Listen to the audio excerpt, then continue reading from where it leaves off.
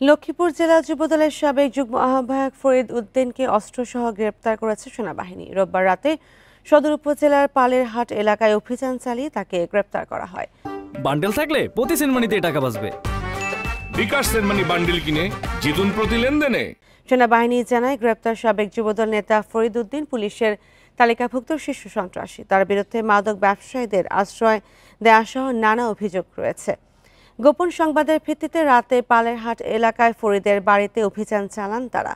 এ সময় তার কাছ থেকে একটি একনলা বন্দুক ও নগদ 1 লাখ টাকা উদ্ধার করা হয়। এছাড়াও ফরিদের সহযোগী নাইমের বাড়ি থেকে বিপুল পরিমাণ গাঁজা ও ইয়াবা জব্দ করা হয়। অস্ত্রসহ গ্রেপ্তারের পর তাকে সদর থানায় হস্তান্তর করা হয়।